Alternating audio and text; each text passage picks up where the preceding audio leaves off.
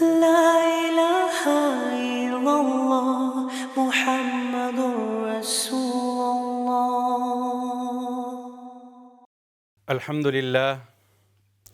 الحمد للہ رب العالمین والصلاة والسلام علی خاتم الانبیاء والمرسلین حبیبنا وحبیب رب العالمین وعلی آلہ الطیبین الطاہرین ومن تبعہم بإحسان الی یوم الدین. اما بعد فاعوذ باللہ من الشیطان الرجیم. بسم اللہ الرحمن الرحیم. قد افلح من تزکا وذکر اسم ربہ فصلی بل تؤثرون الحیاة الدنیا والآخرة خیر وابقی. صدق اللہ العظیم. سبحان ربک رب العزة عما یصفون وسلام علی المرسلین والحمد للہ رب العالمین. اللہم صلی علی محمد وعلی آل محمد کما صلیت علی ابراہیم وعلی آل ابراہیم انک حمید مجید. اللہم بارک علی محمد وعلی آل محمد کما بارکت علی ابراہیم وعلی آل ابراہیم انک حمید مجید. شروع اللہ کے نام سے کہ جو بڑا مہربان نہایت رحم فرمانے والا ہے. الحمدللہ قرآن مجید کی سورۃ الاعلیٰ کی آخری آیات کی تلاوت آپ کے سامنے کی. یہ مکی صورت ہے اور مصحف کی ترتیب کے لحاظ سے 87 نمبر کی صورت ہے، اور اس صورت مبارکہ کے اندر اس کا آغاز اللہ کی تسبیح کے ساتھ ہوا، اور اس کا اگر عمومی جائزہ لیا جائے اور عمومی موضوع اگر مرتب کیا جائے تو ہم کہہ سکتے ہیں کہ یہ صورت تزکیہ نفس کے حوالے سے ہے. تو الحمدللہ قرآن مجید وہ پورے کا پورا قابل اتباع ہے، لیکن کچھ صورتیں ایسی ہیں جن کے اندر جامعیت زیادہ ہے. نبی اکرم صلی اللہ علیہ وسلم کو اس صورت کے ساتھ بہت محبت تھی. آپ جمعہ کی نماز کے اندر اس کی تلاوت فرمایا کرتے تھے اور عیدین کی نماز کے اندر اس کی تلاوت فرمایا کرتے تھے. اور جب اس کی پہلی آیت نازل ہوئی سبح اسم ربک الاعلیٰ، تو نبی اکرم صلی اللہ علیہ وسلم نے فرمایا اجعلوها فی سجودکم، کہ اس آیت کو اپنے سجدے کے اندر رکھو. اور جب سورۃ الحاقہ کی آخری آیت فسبح بسم ربک العظیم نازل ہوئی تھی تو آپ صلی اللہ علیہ وسلم نے صحابہ کرام کو فرمایا تھا کہ اجعلوها فی رکوعکم، کہ اس آیت کو، ان الفاظ کو اپنے رکوع کے اندر رکھو. تو ہم جب بھی تسبیحات پڑھتے ہیں سجدہ کے اندر تو سبحان ربی الاعلیٰ پڑھتے ہیں، تو یہ اعلیٰ اللہ تعالیٰ کا صفاتی نام ہے. قرآن مجید کی بہت ساری صورتوں کے آغاز کے اندر اللہ کی تسبیح کا ذکر ہے، اور یہ سبح یسبح کے الفاظ کے ساتھ ان کا آغاز ہوتا ہے. ان صورتوں کا ایک خاص نام ہے، ان کو مسبحات کہتے ہیں، یعنی وہ صورتیں جن کا آغاز اللہ کی تسبیح کے ساتھ ہوتا ہے. اور یہ 5 صورتیں ہیں. اسی کے اندر یہ سورۃ الحشر بھی ہے، اسی کے اندر سورہ الصف بھی ہے، اسی کے اندر سورۃ الجمعہ بھی ہے، اسی کے اندر سورۃ الحدید بھی ہے، اور یہ سورۃ الاعلیٰ یہ 5ویں صورت ہے جس کا آغاز اللہ کی تسبیح کے ساتھ ہوتا ہے، سبح اسم ربک الاعلیٰ. اسی طرح قرآن مجید کی کچھ صورتیں ہیں جن کا آغاز اللہ کی حمد سے ہوتا ہے، جیسے الحمدللہ رب العالمین سورۃ الفاتحہ ہے، سورۃ الکہف ہے. تو وہ بھی 5 صورتیں ہیں جن کا آغاز اللہ کی حمد کے ساتھ ہوتا ہے. اسی طرح کچھ صورتیں ہیں جن کا آغاز قل کے ساتھ ہوتا ہے. یہ بھی قرآن مجید کے اندر 5 صورتیں ہیں جن کا آغاز قل کے ساتھ ہوتا ہے. سورۃ الجن ہے، سورہ الکافرون ہے، سورہ اخلاص ہے، سورہ الفلق ہے، اور سورہ الناس ہے. تو اللہ کی تسبیح کے ساتھ اس سورت کا جو ہے وہ آغاز ہوتا ہے. اور یہ اللہ کی تسبیح سبحان اللہ، یعنی اللہ ہر عیب سے پاک ہے. دنیا کے اندر باقی جتنی بھی مخلوقات ہیں ان کے اندر کوئی نہ کوئی عیب موجود ہے. ہم بحیثیت انسان، ہمیں سونے کی ضرورت ہے، ہمیں جاگنے کی ضرورت ہے، ہمیں کھانے پینے کی ضرورت ہے، ہمیں آرام کی ضرورت ہے، اور جو ہے لیکن اللہ رب العالمین کی ذات ایسی ہے کہ وہ ہر عیب سے پاک ہے. اور اسی وجہ سے اس صورت مبارکہ کے اندر حکم دیا گیا کہ سبح اسم ربک الاعلیٰ، کہ اپنے رب کی تسبیح بیان کرو جو بڑی اعلیٰ ذات ہے. تو اللہ رب العالمین وہ ایسی ذات ہے کہ جو ہماری خالق ہے، ہماری مالک ہے. اور قرآن مجید کے اندر فرمایا گیا کہ اللہ تعالیٰ کے بہت سارے نام ہیں. سورہ الحشر کے آخری آیات کے اندر جو ہے اللہ تعالیٰ کے بہت سارے صفاتی نام کا جو ہے وہ ذکر ہے. هو اللہ الذی لا الہ الا هو الملک القدوس السلام المؤمن المہیمن العزیز الجبار المتکبر سبحان اللہ عما یشرکون هو اللہ الخالق البارئ المصور له الاسماء الحسنى یسبح له ما فی السماوات والارض وهو العزیز الحکیم۔ اسکالرز لکھتے ہیں کہ اللہ تعالیٰ کے جو صفاتی نام ہیں وہ لامحدود ہیں، اس لیے کہ ان کا احاطہ نہیں کیا جا سکتا۔ قرآن مجید کی آیت سے معلوم ہوتا ہے کہ اگر ساری دنیا کے درخت قلم بن جائیں اور سارے سمندر سیاہی بن جائیں اور اللہ کی صفات کو، اللہ کے ایٹریبیوٹس کو لکھنا شروع کر دیں تو وہ درخت ختم ہو جائیں گے، وہ سمندر کی سیاہی ختم ہو جائے گی، مگر اللہ تعالیٰ کی صفات اور اس کے ایٹریبیوٹس ختم نہیں ہوں گے۔ تو اس لحاظ سے اللہ رب العالمین کی صفات اور نام لامحدود ہیں، لیکن مشہور نام 99 ہیں۔ عموماً سب کانٹیننٹ سے جو نسخے قرآن مجید کے آتے ہیں ان کے شروع کے اندر اللہ تعالیٰ کے صفاتی ناموں کا جو ہے وہ تذکرہ ہے۔ تو ان ناموں کے اندر ایک نام الاعلیٰ بھی ہے جو اس صورت کا جو ہے وہ نام ہے۔ تو اللہ رب العالمین کہ ان ناموں کے اندر بھی بڑی برکت ہے۔ نبی اکرم صلی اللہ علیہ وسلم نے فرمایا کہ ان للہ 99 اسما من احصاها دخل الجنہ۔ پیارے آقا محمد الرسول اللہ صلی اللہ علیہ وسلم نے فرمایا کہ بے شک اللہ تعالیٰ کے 99 نام ہیں، جو ان کا احاطہ کرے گا جنت کے اندر جو ہے وہ جائے گا۔ اب یاد کرنا اور ان کا احاطہ کرنا سے مراد کیا ہے؟ ایک حدیث مبارکہ کے اندر اس کی تشریح ملتی ہے، تخلقوا باخلاق اللہ، کہ اللہ تعالیٰ کی صفات کو اپنانے کی کوشش کرو۔ کچھ صفات اللہ تعالیٰ کی ایسی ہیں جو اللہ تعالیٰ اپنے بندوں کے اندر دیکھنا چاہتے ہیں۔ اللہ رب العالمین انصاف پسند ہیں اور وہ یہ صفت اپنے بندوں کے اندر بھی دیکھنا چاہتے ہیں۔ اللہ رب العالمین رحمان اور رحیم ہیں اور وہ یہ صفت اپنے بندوں کے اندر بھی دیکھنا چاہتے ہیں۔ اللہ رب العالمین الرزاق ہیں، روزی دینے والے ہیں، اور وہ یہ صفت اپنے بندوں کے اندر بھی دینا چاہتے ہیں کہ جو لوگ مالی لحاظ سے آسودہ ہیں وہ دوسروں پر جو ہے وہ خرچ کریں۔ تو یہ اللہ تعالیٰ کے صفاتی نام، نبی اکرم صلی اللہ علیہ وسلم نے فرمایا کہ اللہ تعالیٰ کے ناموں کا واسطہ دے کر جو ہے اس سے دعا کیا کرو، اللہ تعالیٰ تمہاری دعا کو قبول فرمائیں گے۔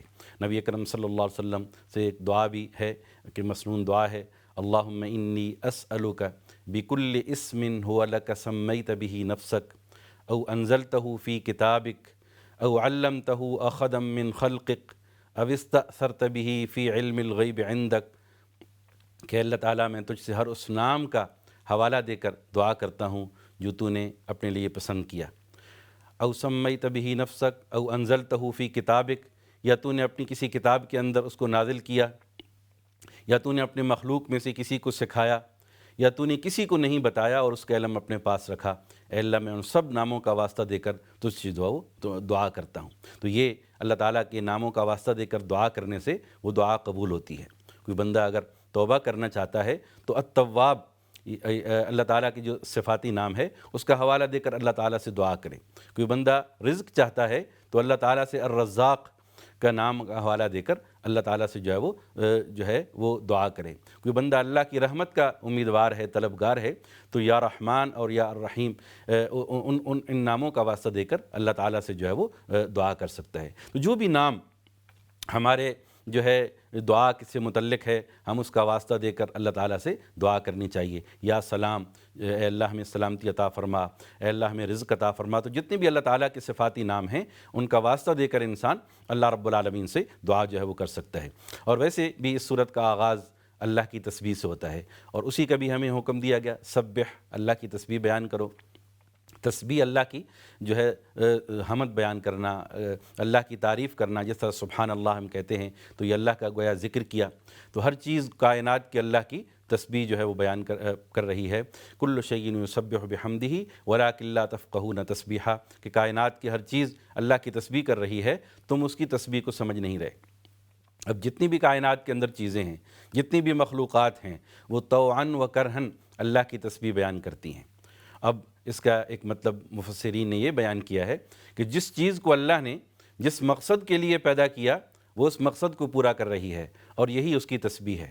سورج کو کس لیے پیدا کیا؟ کہ وہ روشنی دے، اور وہ یہ کام، یہ ڈیوٹی سر انجام دے رہا ہے۔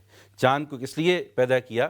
کہ وہ طلوع ہو اور رات کو روشنی فراہم کرے، چاندنی فراہم کرے، اور اس سے جو ہے وہ حساب، کیلنڈر کا حساب جو ہے وہ کیا جائے، تو وہ اسی ڈیوٹی کو سر انجام دے رہا ہے۔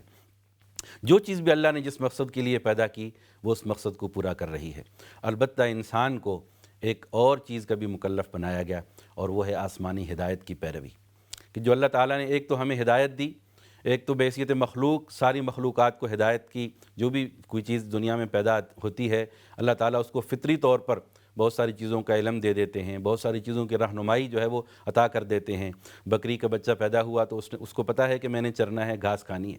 شیر کا بچہ پیدا ہوتا ہے تو اس کو پتہ ہے کہ میں نے گوشت کھانا ہے، اور وہ سبزی کی طرف نہیں دیکھے گا۔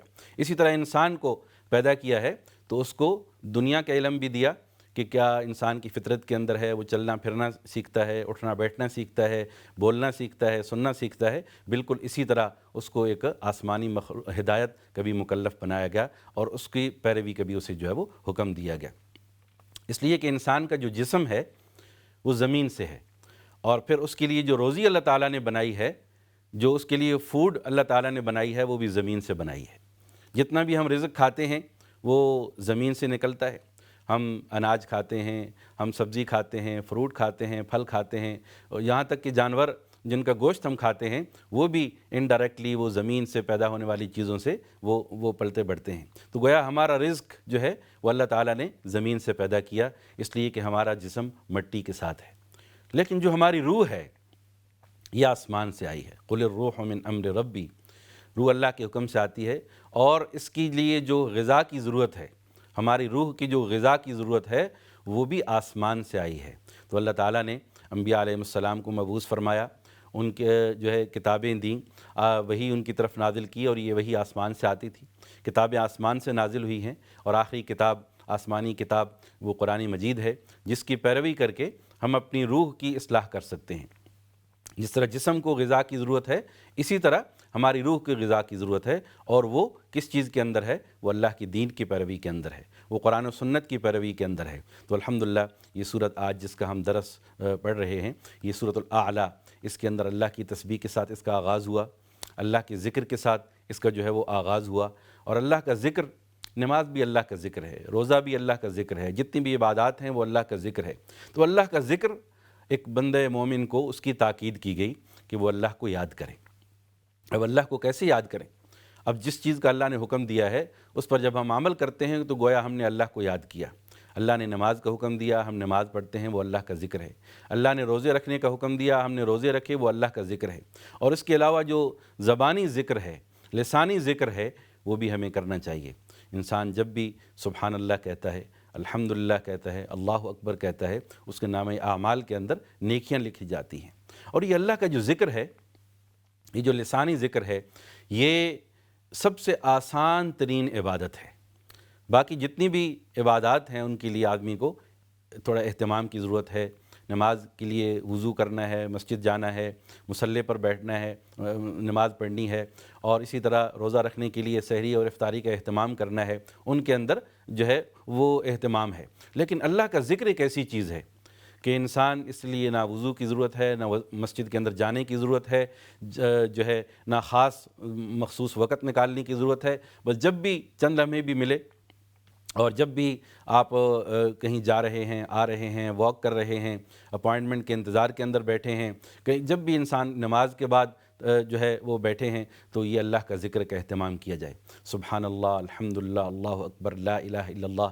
کچھ لوگ نبی اکرم صلی اللہ علیہ وسلم کی خدمت کے اندر تشریف لائے، اور انہوں نے ذکر کیا کہ یا رسول اللہ، جو عمراء لوگ ہیں وہ ہم سے سبقت لے گئے ہیں، اس لیے کہ ہم نماز پڑھتے ہیں اور وہ بھی نماز پڑھتے ہیں، وہ روزے رکھتے ہیں، ہم بھی روزے رکھتے ہیں، وہ باقی نیکیاں کرتے ہیں، ہم بھی نیکی کرتے ہیں، لیکن ایک چیز کے اندر وہ سبقت لے گئے ہیں کہ وہ اللہ کے راستے کے اندر مال خرچ کر سکتے ہیں اور ہم نہیں خرچ کر سکتے، اس لیے کہ ہم نادار ہیں۔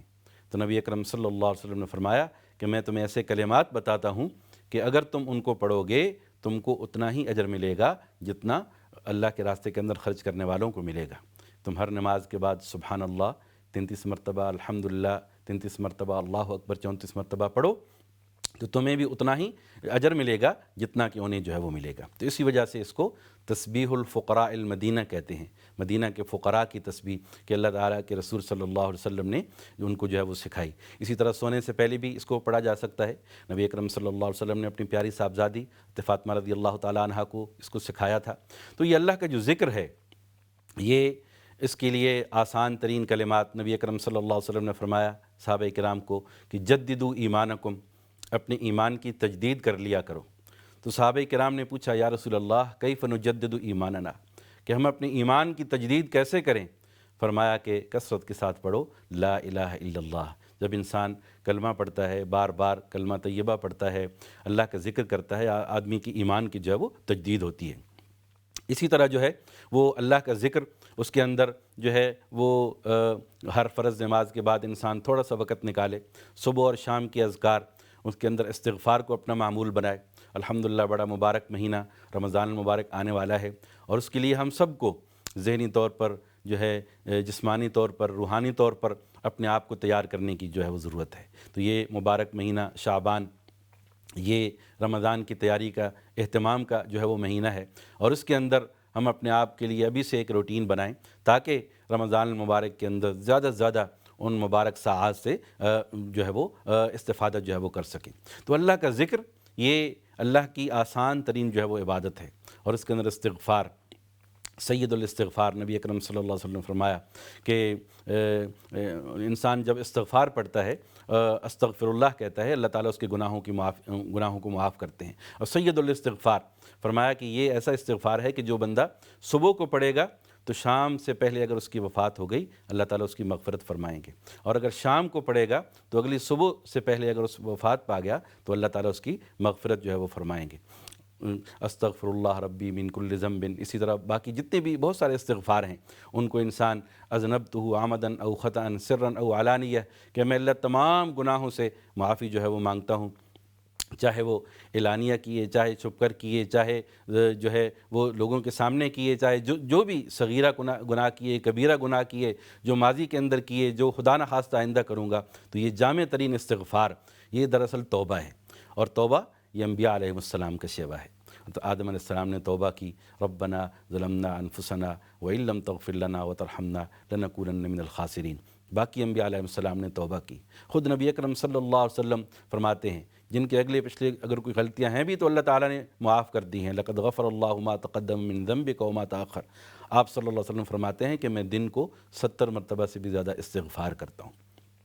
تو استغفار اللہ تعالیٰ کو پسند ہے، یہ توبہ اللہ تعالیٰ کو جو ہے وہ پسند ہے، لیکن اس توبہ کی شرائط ہیں کہ انسان یہ سچے دل سے عہد کرے کہ جو میں نے گناہ کیا اے اللہ میں اس کی معافی مانگتا ہوں، اور جو گناہ کر رہا ہے اس کو فوراً چھوڑ دے، اور آئندہ کے لیے پختہ عزم کرے کہ میں اس گناہ کا اعادہ نہیں کروں گا، اور اگر اس گناہ کا تعلق حقوق العباد سے ہے تو انسان ان کی حق تلفی جو کی ہے اس کی بھی جو ہے وہ مداوع کرے۔ تو یہ توبہ ہے جو اللہ تعالیٰ کو پسند ہے۔ اسی طرح جب انسان ذکر کرتا ہے، نماز پڑھتا ہے، روزہ رکھتا ہے، اللہ تعالیٰ خوش ہوتے ہیں، اور پھر اللہ تعالیٰ بندے کی دعا کو قبول فرماتے ہیں۔ کوئی بھی نیک عمل کرو اس کے بعد دعا کرو، اللہ تعالیٰ بندے کی جو ہے وہ دعا کو جو ہے وہ قبول فرمائیں گے۔ تو یہ آسمانی ہدایت سورۃ الاعلیٰ جس کے اندر اللہ کی صفات کا ذکر ہے، صفت کا ذکر ہے، اللہ کا ذکر ہے، تزکیہ نفس کا ذکر ہے، جو آیات میں نے تلاوت کی، قد افلح من تزکیٰ وذکر اسم ربہ فصلی بل تؤثرون الحیاۃ الدنیا والآخرۃ خیر وابقیٰ ان ھذا لفی الصحف الاولیٰ صحف ابراہیم و موسیٰ۔ تو یہاں پر اس آیت مبارک، ان آیات مبارکہ کے اندر فرمایا کہ وہ شخص کامیاب ہو گیا جس نے اپنا تزکیہ کیا، اپنے آپ کو پاک کیا، اپنے آپ کو پیوریفائی کیا۔ دنیا کے اندر ہم کوئی بھی چیز ہوتی ہے نا، وہ جب میلی ہو جاتی ہے اس کو دھونے کی ضرورت پڑتی ہے۔ کپڑے میلے ہو گئے ان کو لانڈری میں ڈالنے کی ضرورت ہے۔ انسان جو ہے ہر کوئی بھی چیز گندی ہو گئی اس کو صاف کرنے کی ضرورت ہے۔ تو ہمارا دل بھی گندا ہو جاتا ہے، اس کے اوپر بھی گرد و غبار آ جاتا ہے، ہمارا ذہن بھی گندا ہو جاتا ہے۔ تو یہ اس کے لیے طہارت جو ہے، اس کے لیے اس کو تزکیہ نفس کہا گیا، purification of civil and mind. اور نبی اکرم صلی اللہ علیہ وسلم کے بعثت کا ایک مقصد یہ بھی تھا کہ آپ صلی اللہ علیہ وسلم تزکیہ نفس کرنے آئے تھے کہ لقد من اللہ علی المؤمنین اذ بعث فیہم رسولا من انفسہم یتلو علیہم آیاتہ ویزکیہم، کہ نبی اکرم صلی اللہ علیہ وسلم کے فرائض منصبی میں سے پہلا فرض یہ ہے کہ آپ اللہ کے پیغام کو لوگوں تک پہنچائیں، جو وہی آپ تک پہنچی آپ صلی اللہ علیہ وسلم نے وہ لوگوں تک پہنچائی قرآن مجید کی صورت کے اندر، جو وہی متلو کہتے ہیں جس کی تلاوت کی جاتی ہے، اور حدیث مبارکہ جو ہے تو وہی اللہ کا حکم ہے، وما ينطق عن الهوى ان هو الا وحی یوحی، نبی صلی اللہ علیہ وسلم اپنی طرف سے کوئی بات نہیں کہتے، وہ وہی کہتے ہیں جس کا اللہ نے وہ حکم دیا ہے۔ اور یہ کہ وَيُزَكِّيهِمْ، لوگوں کا تزکیہ کریں۔ اب تزکیہ کیسے حاصل ہو سکتا ہے؟ بحیثیت انسان میں اپنے آپ کو اپنے رب کے کیسے قریب کر سکتا ہوں؟ اس کے لیے بھی ہمارے پوری دین کے اندر ایک عبادات کا ایک سیٹ ہے، اسی طرح فرائض کا ایک سیٹ ہے، اسی طرح حرام سے بچنے کا ایک حکم ہے، اسی طرح حقوق اللہ کا ذکر ہے، حقوق العباد کا ذکر ہے۔ تو یہ ساری چیزیں انسان کو کا تزکیہ نفس کرنے کے اندر انسان کی جو ہے وہ مدد کرتی ہیں۔ اور پھر یہ جو آسمانی ہدایت اللہ تعالیٰ نے بھیجی ہے، جو دین ہماری طرف بھیجا، اتنا خوبصورت دین جو بالکل آسان ہے، یعنی جس پر عمل ایک انسان کی طاقت کے اندر ہے، اگر یہ اس کی طاقت سے باہر ہوتا تو اللہ تعالیٰ اس کو مکلف نہ بناتے۔ لا یکلف اللہ نفسا الا وسعها، اللہ تعالیٰ کسی انسان کو اس کی طاقت سے بڑھ کر مکلف نہیں بناتے، بلکہ دین کے اندر جتنی بھی احکامات ہیں اس کے اندر فرمایا کہ کوئی جبر بھی نہیں ہے، لا اکراہ فی الدین، دین کے اندر جبر نہیں ہے۔ اللہ تعالیٰ نے دونوں راستے بتا دیے ہیں، فمن شاء فلیؤمن ومن شاء فلیکفر انا ہدیناہ النجدین، کہ ہم نے جو ہے وہ دونوں راستے بتا دیے، اما شاکرن و اما کفورا، چاہے تو انسان شکر کرے چاہے ناشکری کرے، کفر کرے۔ تو انسان جو ہے وہ دونوں راستے اللہ تعالیٰ نے بتا دیے ہیں، لیکن ساتھ ایک طرف رحمان کا راستہ بتایا ہے کہ یہ راستہ ہے جو کس طرف جاتا ہے، یہ اللہ کی رضا کی طرف جاتا ہے، یہ اللہ کی جنت کی طرف جاتا ہے۔ لیکن جو دوسرا راستہ ہے یہ شیطان کا راستہ ہے، اور یہ جہنم کی طرف جاتا ہے، یہ اللہ کی ناراضگی کی طرف جاتا ہے۔ تو بحیثیت انسان ہمارے لیے دنیا کے اندر ہمیں یہ جو ہے وہ مہلت دی گئی، مہلت عمل دی گئی کہ اس کے اندر ہم کیا کرتے ہیں۔ اس کے اندر ہمارا امتحان ہے، الدنیا دار العمل، دنیا عمل کا دن میدان ہے، جس کے اندر گویا کہ ہم ایک ایگزامینیشن روم کے اندر بیٹھے ہیں، کمرہ امتحان کے اندر بیٹھے ہیں، جس کے اندر اگر ہم جو کچھ کریں گے وہ لا یغادر صغیرۃ ولا کبیرۃ الا احصاها، اللہ تعالیٰ ہر چیز جو ہے وہ ریکارڈ کر رہے ہیں، ما یلفظ من قول الا لدیہ رقیب عتید، جو بھی لفظ انسان کہتا ہے وہ بھی لکھ لیا جاتا ہے، کرامن کاتبین ساتھ ہیں جو انسان کا نامہ اعمال جو ہے وہ مرتب کر رہے ہیں، اور قیامت والے دن یہی نامہ اعمال انسان کے سامنے رکھا جائے گا اور اسے کہا جائے گا اقرأ کتابک کفا بنفسک الیوم علیک حسیبا، کہ اپنا نامہ اعمال پڑھ لو، اپنی کتاب زندگی پڑھ لو اور خود ہی فیصلہ کر لو کہ اپنے اعمال کے بارے میں فیصلہ کر لو۔ تو یہ چیز ہے کہ انسان کو دنیا کے اندر بھیجا گیا، اور اس کے لیے اب اس نے کلمہ پڑھا ہے، آسمانی ہدایت کو قبول کیا ہے، تو اب اس کے اگلے جو مراحل ہیں کہ اپنے آپ کا تزکیہ کریں۔ اور یہ نہیں ہے کہ انسان نے کلمہ پڑھا لا الہ الا اللہ محمد الرسول اللہ اور وہ مطمئن ہو گیا کہ بس میری نجات کے لیے یہی کافی ہے۔ الحمدللہ یہ کلمہ، اس کی برکات ہیں، یہ نجات کے لیے ضروری ہے، لیکن ہمارا دین جو ہے وہ عمل کی بھی تاکید کرتا ہے، ان الذین آمنوا وعملوا الصالحات، جو لوگ ایمان لائے اور انہوں نے نیک اعمال بھی کیے۔ تو الحمدللہ سب سے پہلے ہمارا عقیدہ درست ہونا چاہیے، اللہ کی توحید پر ایمان، رسالت پر ایمان، ختم نبوت پر ایمان، جو ہے اللہ کے فرشتوں پر ایمان، اللہ کی کتابوں پر ایمان، یہ ایمانیات ہے۔ اور اس کے بعد اعمال ہیں، جس کے اندر سب سے پہلے فرائض کی پابندی، اور سب سے پہلا ٹارگٹ یہ ہے کہ انسان حرام سے بچ جائے۔ تو میں اکثر والدین کو یہ کہتا ہوں کہ اگر بچوں پر مزید سختی جو ہے وہ بہت زیادہ سختی کرنے کے بجائے سب سے پہلے ایک تو یہ ہے کہ انہیں فرائض کا پابند بنائیں۔ سب سے پہلا ٹارگٹ یہ ہونا چاہیے کہ وہ فرض کی پابندی کریں، فرض نماز، فرض روزہ، فرض زکوٰۃ، فرض حج، اور اس کے بعد حرام سے بچیں۔ یہ دو چیزیں اگر بچوں کے اندر پیدا ہو جائیں، میں کہتا ہوں کہ یہ بچے آج کے دور کے اندر یہ بھی ان کے لیے یعنی یہ بنیادی چیز ہے جو ہونی چاہیے۔ خدا نخواستہ اگر یہ نہیں ہے تو والدین کے لیے بہت بڑی پریشانی ہے۔ ہاں، جب یہ دو چیزیں آ جاتی ہیں اور اس کے بعد اگلی جو چیزیں ہیں انسان ان پر جو ہے وہ کوشش کرے۔ تو یہ ہے کہ بحیثیت انسان جو ہے، بحیثیت مسلمان، تزکیہ نفس ہر مسلمان کی ذمہ داری ہے، انفرادی طور پر اپنے اوپر، اپنی فیملی کے اندر، بچوں کے اندر یہ دینداری کا ماحول پیدا کرنا اور دین پر عمل کی کوشش کرنا، اور اس کے لیے کہ انسان نماز کی پابندی کرے۔ الحمدللہ رمضان المبارک آ رہا ہے، فرض روزوں کا اہتمام کے ساتھ इसी तरह फ़र्ज़ ज़कात की फ़िक्र कि मैंने देनी है, उसकी सही कैलकुलेशन, और फिर ये है कि अगर फ़रीज़ हज अदा नहीं किया तो उसको करना। बाद दफ़ा दूसरों को रहनुमाई की ज़रूरत होती है, बच्चों को भी इस तरफ तवज्जो दिलाने की ज़रूरत होती है कि एक फ़रीज़ा है, और वालिदैन जब तक वो हयात रहते हैं, जब तक वो ज़िंदा रहते हैं, उनको अपनी औलाद की फ़िक्र करनी चाहिए, उन पर जो है वो नज़र रखनी चाहिए। तो बहरहाल अल्लाह ताला से दुआ है अल्लाह ताला हमें तज़किए नफ्स की तौफ़ीक़ अता फ़रमाए। इंशाअल्लाह ब्रेक के बाद दोबारा जो है वो इस मौजू पर जो है वो बात होगी। अल्लाह ताला हम सबको अमल की तौफ़ीक़ अता फ़रमाए।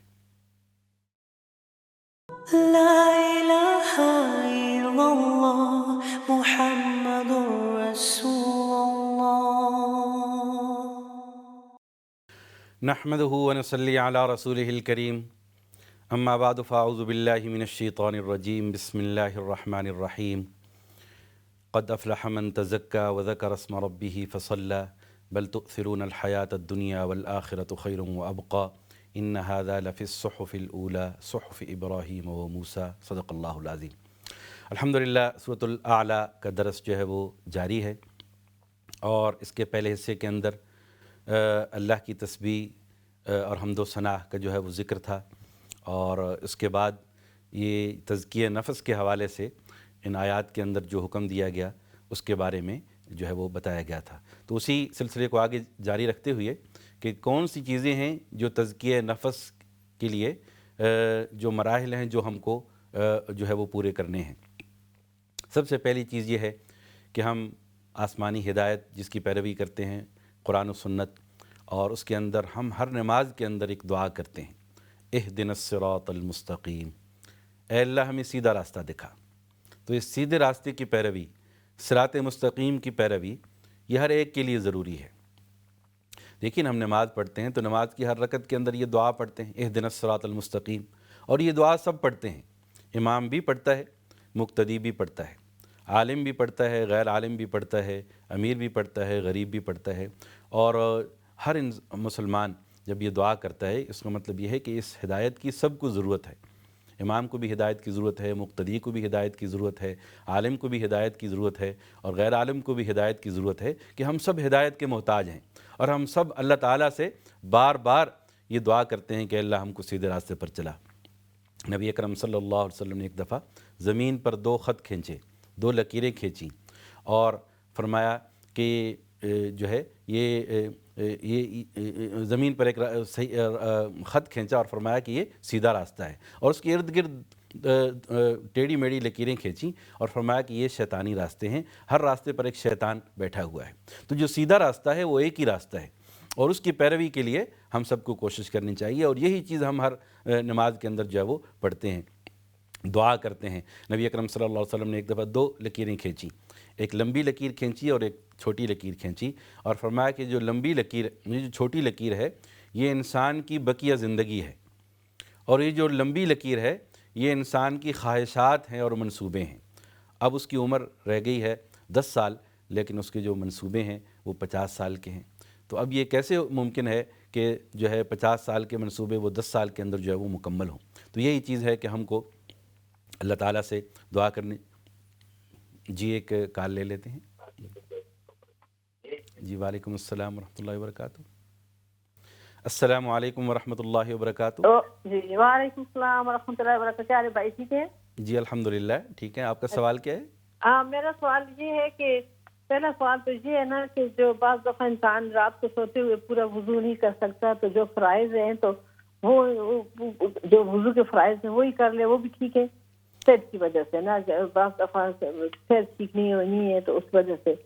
तो दूसरा सवाल ये है कि एक वो है कि बंदे को बस हर वक्त ऐसी वहम सा होता रहता है कि मौत का हर वक्त वहम होता है ना कि मैं सारा कुछ कर लूँ, कल पता नहीं क्या होगा नहीं होगा, बस इस तरह वसवसे आते रहते हैं ना। तो वो तो अच्छी बात है कि बंदा अल्लाह के करीब होता है इस तरह।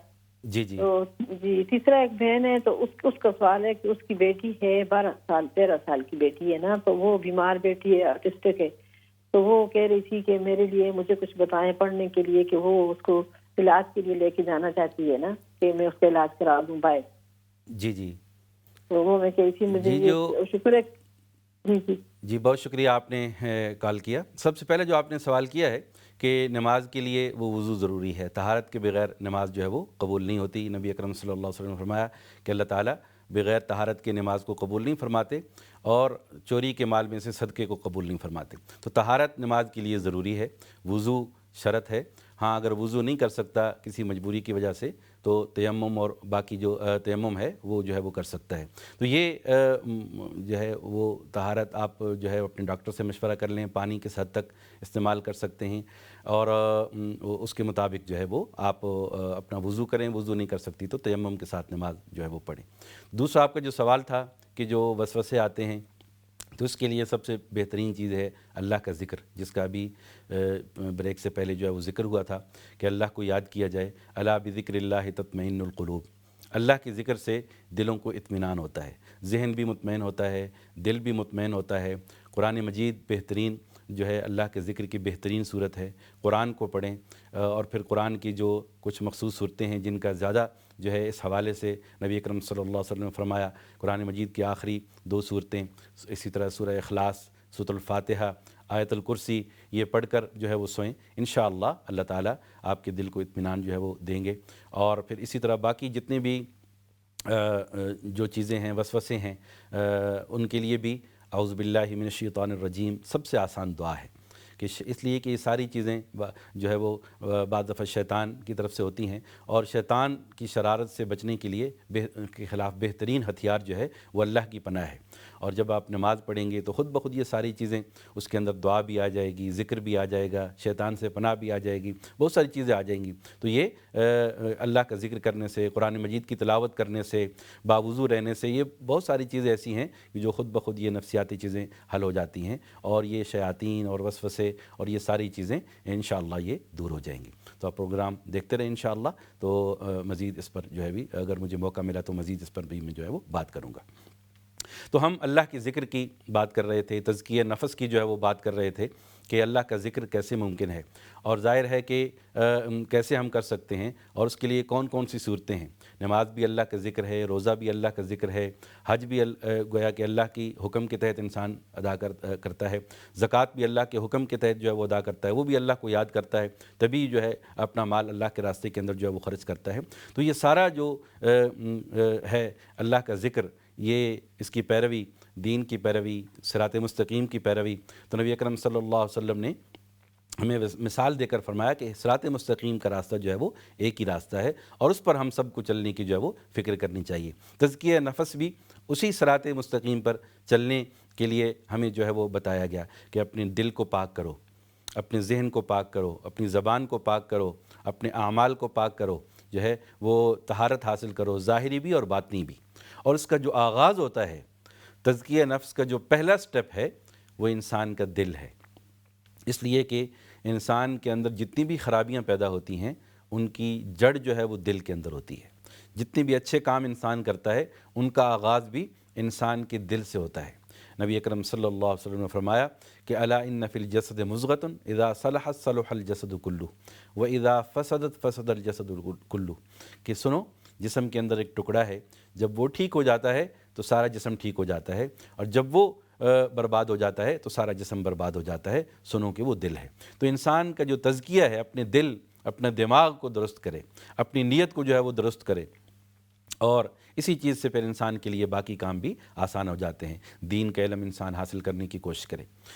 امام شافعی رحمۃ اللہ علیہ کا ایک دیوان ہے، دیوان الشافعی، اس کے اندر وہ فرماتے ہیں کہ شکوت الی وکیع سوء حفظی فارشدنی الی ترک المعاصی فقال ان العلم نور من الہی ونور اللہ لا یعطی لعاصی، کہ میں نے اپنے استاد وکیع سے یہ شکایت کی کہ میرا حافظہ کمزور ہو گیا ہے، مجھے چیزیں یاد نہیں رہتی، تو انہوں نے آگے سے نصیحت فرمائی، رہنمائی فرمائی کہ اللہ کی نافرمانی کو چھوڑ دو، اس لیے کہ اللہ کا علم اللہ کا نور ہے، اور یہ اللہ کے نافرمانوں کو نہیں دیا جاتا۔ تو یہ چیز ہے کہ انسان اپنے دل کی اصلاح کرے، اپنی زبان کی اصلاح کرے، اپنے اعمال کی اصلاح کرے۔ ارکان اسلام نماز ہے، روزہ ہے، زکوٰۃ ہے، حج ہے، ان کے اندر جیسے میں نے پہلے بتایا کہ عقائد کی درستگی، ایمان کے اندر درستگی، خدا نخواستہ اس کے اندر شرک نہ ہو، اس کے اندر کوئی جو ہے ایسی ملاوٹ نہ ہو کہ جو انسان کے ایمان کو برباد کر دے۔ اسی طرح جو ہے فرائض کی پابندی کرنا، حرام سے اجتناب کرنا۔ نبی اکرم صلی اللہ علیہ وسلم نے فرمایا اتق المحارم فتکون اعبد الناس، کہ حرام سے بچ جاؤ تم سب سے بڑے عبادت گزار بن جاؤ گے۔ یاد رکھیے کہ نماز پڑھنا بھی آسان، جی ایک کال لے لیتے ہیں۔ جی السلام علیکم۔ جی وعلیکم السلام ورحمۃ اللہ ہاں وبرکاتہ۔ میرا ایک سوال اور تھا کہ ایک سسٹر کا سوال تھا، وہ سن رہی ہیں اپنے گھر میں، وہ کہہ رہی تھی کہ ان کی ایک بچی ہے تو وہ پاکستان میں، وہ کہہ رہی تھی کہ میں 16 سال کی ہے تو اس کو باہر لے کے علاج کے لیے جینین ہے، اس کا سارا کام ہو گیا ہے، تو کہہ رہی تھی مجھے میری دعا بھی کرانا اس سے عالم صاحب سے، اور مجھے کوئی پڑھنے کے لیے بتانا۔ اور میرا اپنا جو مسئلہ ہے کہ میرے ساتھ محرم کوئی نہیں ہے حج پہ جانے کے لیے، تو میں کیسے حج کروں؟ پھر مجھے یہ میرا ذرا مسئلہ آج کل بعض کہتے ہیں جاؤ، بعض کہتے ہیں نہ جاؤ، تو پلیز مجھے آج ضرور یہ صحیح مجھے بتائیں، جو بھی دین کے اور قرآن و سنت سے ہو، جس میں مجھے ثواب بھی ہو نا۔ وہ ویسے عمرے کے لیے تو میں جاتی ہوں، وہ جو گروپ جاتا ہے یا میرے کوئی بچے جاتے ہیں، لیکن حج کے ٹائم پہ کوئی بھی نہیں تیار ہوتا نا۔ جی انشاءاللہ، سب سے پہلی بات تو یہ ہے کہ حج کے لیے عورت کے ساتھ محرم کا ہونا جو ہے وہ ضروری ہے، تو اگر وہ محرم موجود نہیں ہے تو انسان اس وقت تک شرعاً مکلف نہیں ہے، انتظار کرے جب تک محرم نہیں ملتا، تو اس وقت تک اس کا انتظام نہیں ہوتا، تو اس وقت تک وہ ساتھ نہیں جا سکتا، تو اس وقت تک تھوڑا انتظار کرنا چاہیے۔ یہ فقہا کی دوسری بھی رائے ہیں، لیکن جمہور فقہا کی یہی رائے ہے۔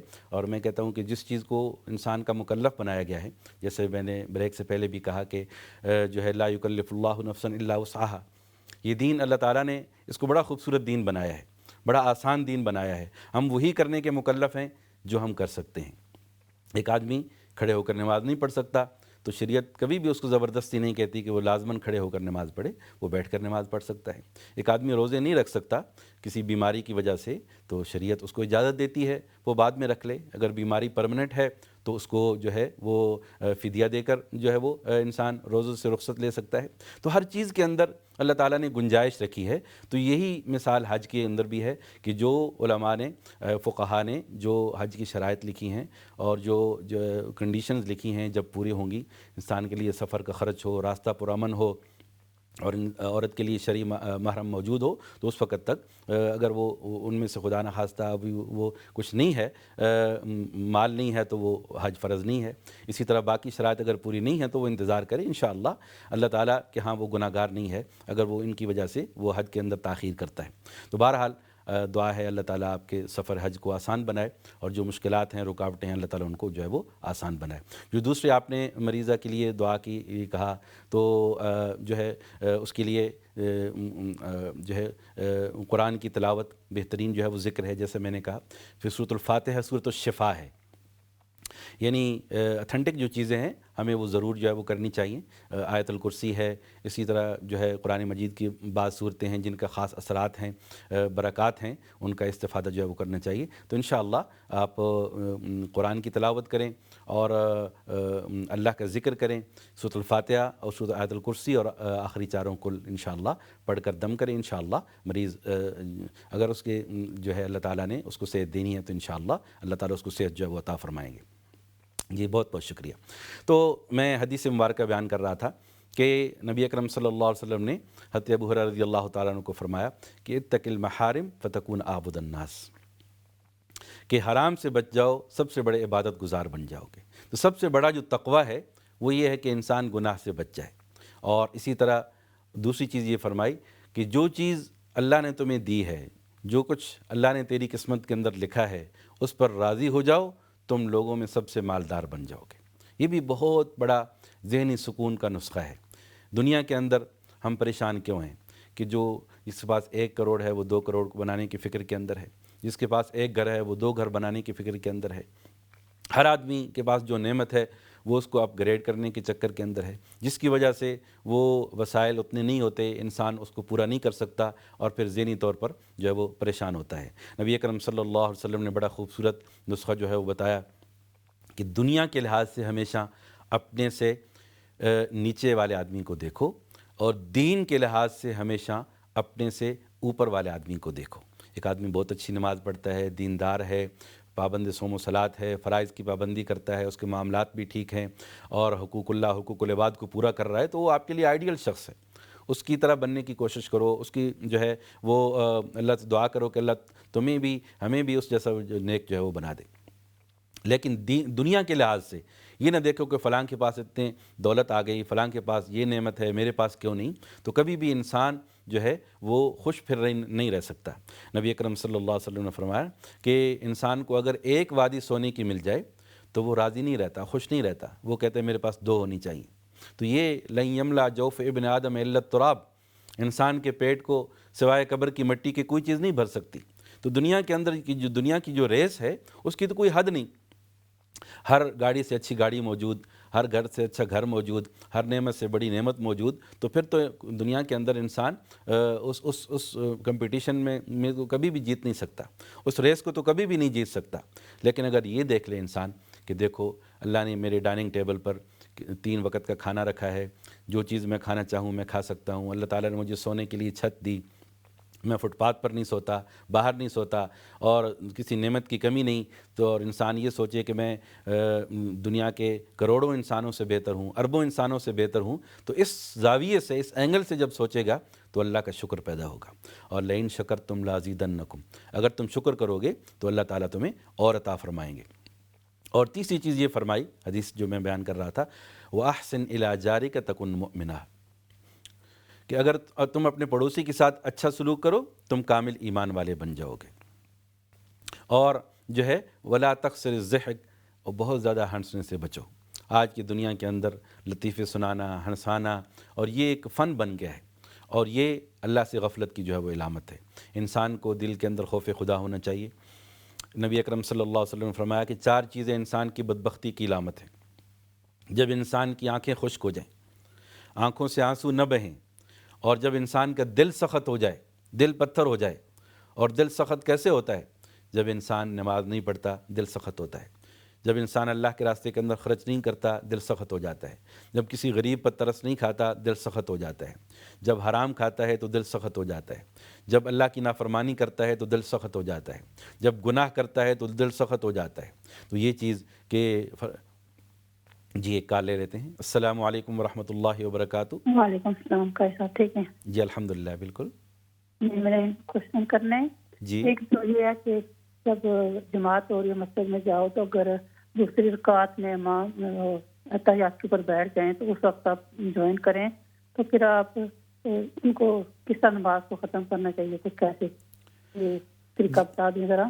جی. اور دوسرا یہ ہے کہ کسی نے، میں نے سنا تھا چینل پہ کہ وہ کہتے ہیں کہ جب ہم نماز فرض پڑھتے ہیں تو سورۃ فاتحہ، اور پہلی میں تو پڑھتے ہیں سورۃ فاتحہ 7 سورت پڑھتے ہیں، اور دوسری میں تیسری رکعت میں چوتھی میں وہ کسی نے کہا تھا ایسے ہی آپ تھوڑی دیر کھڑے ہو سکتے ہیں، تو ضرورت نہیں ہوتی ہے سورۃ فاتحہ پڑھنے کی. یہ کیا ٹھیک ہے؟ ایسے کیسے کرنی چاہیے؟ پلیز ذرا بتا دیں. جی بہت بہت شکریہ. آپ نے 2 سوال پوچھے. پہلا سوال جو ہے کہ نماز کے اندر جو بندہ بعد میں امام سے ملا ہے تو اس کا بڑا آسان طریقہ ہے کہ جتنی رکھتے ہیں اس نے امام کے ساتھ پڑھی، جو پوری کی، جتنی رہ گئی ہیں وہ دوبارہ ان کو جو ہے وہ پڑھ لے. اس کے اندر دونوں آپشن ہیں. چاہے تو وہ جو 1 رکعت اگر اس نے امام سے چھوٹی ہے تو جو آخر میں 1 رکعت وہ زیادہ پڑھے گا، 1 رکعت یعنی سلام، امام کے سلام کے بعد پڑھے گا، تو اس کو اسی طرح پڑھے جس طرح وہ اپنی پہلی رکعت پڑھتا ہے یا پڑھتی ہے. مثلا ثنا پڑھے گا، سورۃ الفاتحہ پڑھے گا، سارت ایک سورت ملائے گا. اور اگر وہ اس طرح نہیں کرتا تو جو ہے اگر وہ اس کو آخری رکعت سمجھ کر بھی پڑھتا ہے تو جس طرح آخری رکعت نماز میں پڑھی جاتی ہے کہ صرف سورۃ الفاتحہ جو ہے وہ پڑھی جاتی ہے فرض میں، تو وہ اسی طرح ترتیب سے بھی جو ہے وہ پڑھ سکتا ہے. تو جو پہلے آ کر جب ملے گا تو ثنا پہلی رکعت میں امام کے پیچھے پڑھ لے تو اس کی پہلی رکعت وہ ہو جائے گی، اور پھر جو پہلی رکعت چھوٹی ہے تو وہ آخر میں اس کو جو ہے وہ پڑھ لے تو پوری کر لے. اسی ترتیب کے ساتھ اگر پہلی 2 رکعتیں چھوٹی ہیں تو دوبارہ آخری امام کے سلام کے بعد دوبارہ 2 رکعتیں جو ہے وہ پڑھ لے. تو اس طرح اپنی نماز کو جو ہے وہ مکمل کر لے. تو جو دوسرا سوال تھا یہ دوبارہ تھوڑا اس کا جی. تو بہرحال پروگرام دیکھتے رہیں انشاءاللہ. میں دوبارہ کوشش کروں گا جو ہے وہ جواب دینے کی انشاءاللہ. تو رزق حلال یہ بھی تزکیہ نفس کے حوالے سے ہماری زندگی کے اندر ہمارے اعمال کے لیے جو ہے وہ ضروری ہے. جیسے حدیث مبارکہ میں نے آپ کے سامنے جو ہے وہ رکھی کہ انسان کی آنکھیں خشک ہو جائیں، انسان کا دل سخت ہو جائے، انسان کے اندر دنیا کی ہیرس آ جائے. اور یہ حرام اور دوسری چیزوں کی طرف انسان کیوں جاتا ہے کہ دنیا کا لالچ آ گیا، دنیا کی ہیرس آ گئی. اب اپنی جو دنیا کی جو اس کے تقاضے ہیں ان کو پورا کرنے کے لیے جب حلال سے وہ پورا نہیں ہوتا تو حرام کی طرف جو ہے وہ جاتا ہے۔ اور چوتھی چیز طول عمل، جس کے لیے میں نے وہ حدیث بھی بیان کی کہ نبی اکرم صلی اللہ علیہ وسلم نے 2 خط کھینچے، کہ ایک لمبا خط اور ایک چھوٹا خط، کہ لمبا خط جو ہے وہ انسان کی خواہشات ہیں، اور چھوٹی جو لکیر ہے وہ انسان کی عمر ہے۔ تو عمر کم رہ گئی، خواہشات زیادہ ہیں، تو یہ کبھی بھی جو ہے وہ پوری نہیں ہو سکتی جب تک انسان قناعت پر عمل نہ کرے۔ قناعت یہ ہے کہ جو کچھ اللہ تعالیٰ نے دے دیا ہے اس پر انسان راضی ہو جائے، اور رزق حلال جو انسان کو ملے، اور اس کے اندر پھر اللہ تعالیٰ سے برکت کی دعا بھی کرے۔ یہ برکت ایک خاص چیز ہے، بہت یعنی ایک عالی شان بلیسنگ جس کو کہتے ہیں، وہ نظر نہیں آتی لیکن وہ ہر عمل کے اندر، دنیا کے اندر، وہ دنیا کی ہر نعمت کے اندر اگر وہ ہوگی تو انشاءاللہ وہ نعمت انسان کے لیے فائدہ مند ہوگی۔ میں ایک مثال دیتا ہوں کہ مال اللہ تعالیٰ کی ایک نعمت ہے۔ اب خدا نخواستہ اگر اس نعمت کے اندر برکت نہیں ہے، مال تو آدمی کے پاس موجود ہے لیکن اس کے اندر برکت نہیں ہے، تو آپ دیکھیں گے کہ وہ مال جو ہے وہ اس کے پاس ہوگا لیکن اس کے جو ہے وہ اس کے اندر برکت نہیں ہوگی۔ ایک طرف سے آ رہا ہے، دوسری طرف سے جا رہا ہے، اور پھر جو ہے وہ انسان خرچ کرتا ہے، بہت زیادہ مال جمع کر لیا لیکن اس کے اندر جو برکت نہیں ہے۔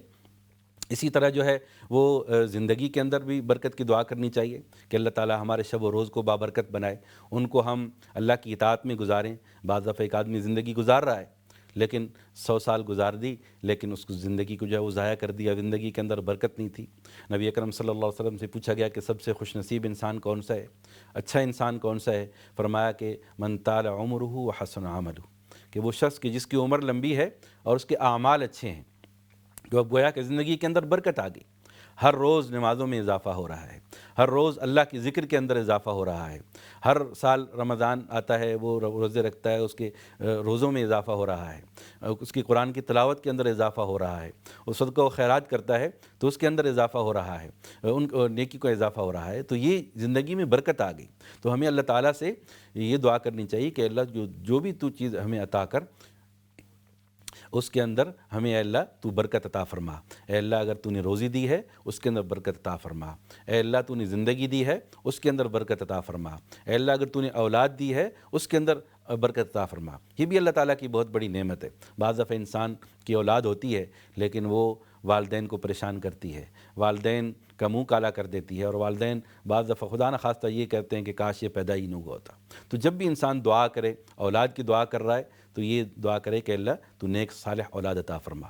قرآن مجید کے اندر انبیاء علیہ السلام کی دعائیں ہیں، اس کے اندر ہمیں یہی چیز ملتی ہے کہ جب بھی انہوں نے اولاد مانگی تو نیک اور صالح اولاد کی جو ہے وہ دعا کی۔ تو یہ ہر چیز کے اندر برکت، مال کے اندر برکت، زندگی کے اندر برکت، گھر کے اندر برکت، فیملی کے اندر برکت، اولاد کے اندر برکت، اس سب کے ہم جو ہے وہ محتاج ہیں۔ روزی کے اندر برکت، انسان کے سونے کے اندر برکت، جاگنے کے اندر برکت، تو یہ ہم دعا کرتے ہیں کہ اللہ ہماری زندگی کو بابرکت بنا۔ اسی طرح رزق حلال کمانا، ہر انسان نے روزی کمانی ہے، وہ اپنا سورس آف انکم دیکھے کہ خدا نخواستہ میں کوئی فراڈ تو نہیں کر رہا، کوئی حرام کی آمیزش تو نہیں ہو رہی میرے مال کے اندر، اس لیے کہ گھر کے اندر جو بربادی لاتی ہے، انسان کی زندگی کے اندر جو چیز بے سکونی لاتی ہے وہ حرام کی آمیزش ہے۔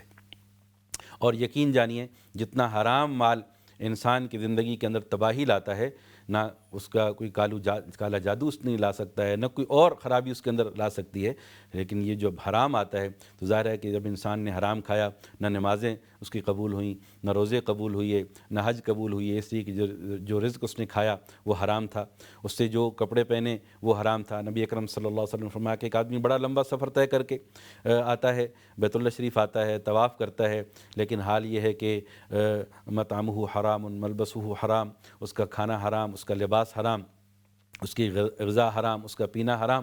اب اس کی دعا کیسے قبول کی جائے؟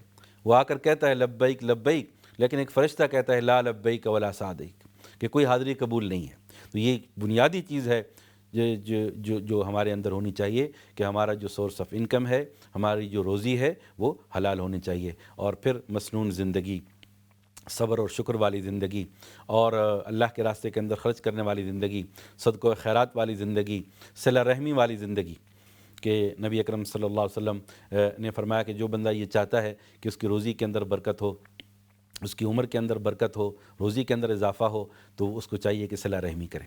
اسی طرح جو ہے وہ امام حسن بصری رحمۃ اللہ علیہ سے منسوب قول ہے، حسنوا اموالکم بالزکوٰۃ، اپنے مالوں کو زکوٰۃ کے ساتھ پاک کرو، وداؤوا مرضاکم بالصدقہ، اپنے مریضوں کا علاج صدقے کے ذریعے کرو، واستقبلوا امواج البلاء بالدعاء، اور اپنی مصیبتوں اور پریشانیوں کا علاج کا استقبال دعا کے ذریعے کرو، ان کا مقابلہ دعا کے ذریعے کرو، توبہ استغفار۔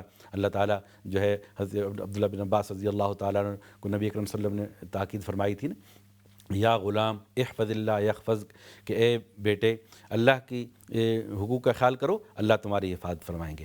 دعا کرتے ہیں کہ اللہ تعالیٰ مجھے بھی اور آپ کو تزکیہ نفس پر عمل کی توفیق عطا فرمائے، اور اس کے لیے جو اقدامات ہیں اللہ تعالیٰ ہم سب کو عمل کی توفیق عطا فرمائے۔ اقول قولی ھذا واستغفر اللہ لی ولکم فاستغفروا انہ هو الغفور الرحیم۔ لا